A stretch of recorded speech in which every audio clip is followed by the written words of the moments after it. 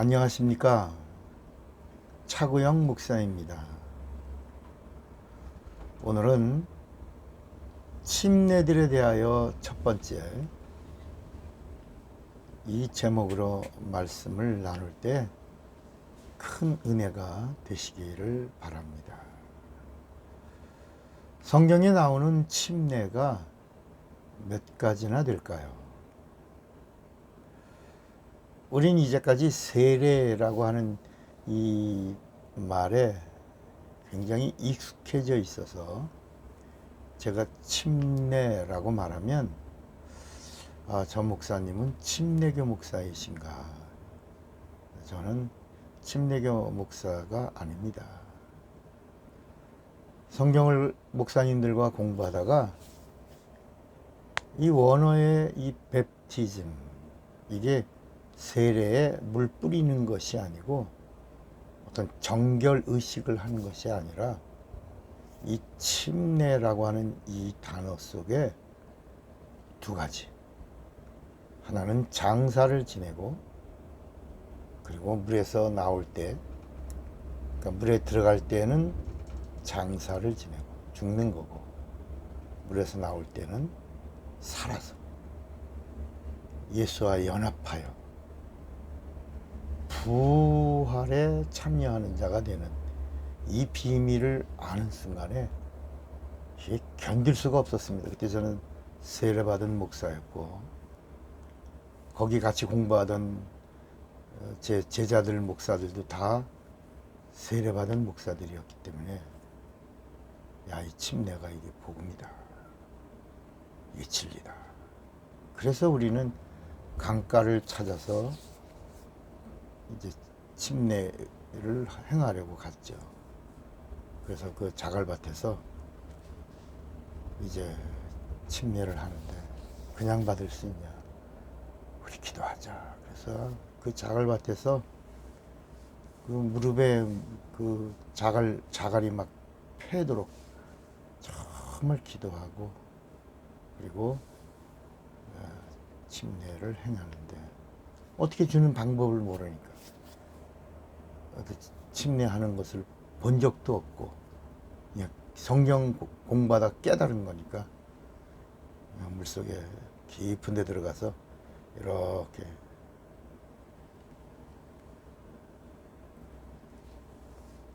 침례를 행하면서 죽었노라. 아무개 목사는 예수의 이름으로 죽었노라. 이거 언제 이게 살았노라 나오라고 하는 걸 몰라서 가만히 있다가 물속에 있는 목사가 나오려고 움직이니까 이제 여기서 끄집어내는구나. 살았노라. 할렐루야에서 살았습니다. 연합하여 하나가 됐습니다. 나올 때 다시 다 자갈밭에 또 무릎을 꿇고 기도하던 일이 새롭습니다. 이게 한 35년 전 일인 것 같습니다. 지금 제목이 뭐죠? 침례들에 대하여입니다. 그리고 성경에는 침례가 몇 가지나 나오는가? 이 성경에 있을까요? 네, 히브리서 6장 1절에 보면, 그러므로 우리가 그리스도의 도의 초보를 버리고 죽은 행실을 회개함과 하나님께 대한 신앙과 침례들과 안수와 죽은 자의 부활과 영원한 심판에 관한 교훈의 털을 다시 닦지 말고 완전한 데 나아갈지니라 그랬습니다. 여기 침례들과 안수와 죽은 자의 부활과 영원한 심판에 관한 교훈의 털을 다시 닦지 말고 완전한 데 나가라. 그러니까 침례가 이 구약에는 없습니다. 그러니까 구약에 없는 단어가 침례라는 단어고, 그 다음에 천국이라는 단어입니다. 구약에는 천국이라는 단어가 나오지 않습니다. 비슷한 비유적인 이야기도 나오지 않습니다. 또 오순절이라는 단어도 나오지 않습니다. 이게 다 왜냐하면 구약은 육체의 예법이고 이 침례나 천국이나 오순절이나 이런 단어들은 다 스피리추얼, 영적인 단어이기 때문입니다. 그래서 구약에 단 한 번도 천국이라는 말이 나오지 않고 침례라고 하는 단어도 나오죠. 세례라고 하는 단어 자체도 없으니까요. 네. 그러니까 이 성경에 보면 예수의 침례, 예수님이 침례 요한에게 받은 침례, 그 다음에 예수의 이름으로 우리가 받는 침례, 그리고 성령의 침례, 성령 받는 거 침례입니다. 성령과 불로 침례라고 마태복음 3장 11절에 말씀하고 있거든요. 그러니까 이 침례는 복음이고 진리입니다. 침례는 의식이 아닙니다. 그래서 마가복음 16장 16절에 믿고 침례를 받으면 구원을 받고, 내가 교회 다니니까, 내가 예수 믿으니까, 목사님이 크리스찬은 침례를 받아야 된다 그러니까, 그럼 침례 받아야지. 그래서 의식으로, 내가 예수 믿으니까 교회에 의식으로 침례 받아야지 라고 하면 구원을 받는 게 아니라 심판대에 한번 올라가서 내 믿음에 대한 판결을 받고 거기서 구원이 결정된다는 사실입니다. 그러니까 믿음으로 침례를 받을 것이냐, 크리스찬이니까 의식으로 침례를 받을 거냐에 따라서 심판이 면제되고 심판이 있고 이렇게 결정된다고 제가 하는 말이 아니고 예수님이 마가복음 16장 16절에 직접 명령하신 겁니다. 믿고 침례를 받는 사람은 구원을 얻을 것이요, 믿지 않는 사람은 정죄를 받으리라 그랬습니다. 자, 그럼 이제 앞으로 이 강의가 한 7번, 8번 갈 텐데, 침례 종류, 구약에는 없다고 그랬습니다. 구약에는 단 한 번도 침례에 대한 말씀이 나오지 않습니다. 왜 안 나온다고 그랬죠? 구약에 있는 육체의 율법은 육체의 예법입니다.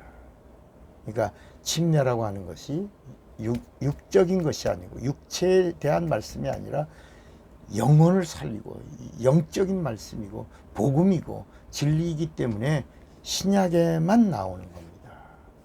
그럼 침례의 종류가 몇 가지나 있을까요? 첫째는 요한의 침례가 있습니다. 요한의 침례.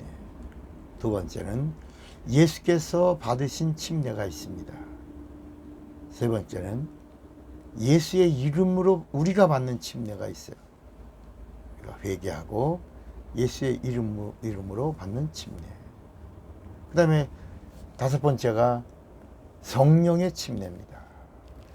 자, 다시 첫 번째는 요한의 침례, 두 번째는 예수께서 받으신 침례, 세 번째는 내가 받을 침례가 또 있다. 이 세 번째가 예수님이 받아야 할 침례, 내가 받을 침례를 너희도 받을 수 있겠느냐라고 하셨거든요. 네 번째가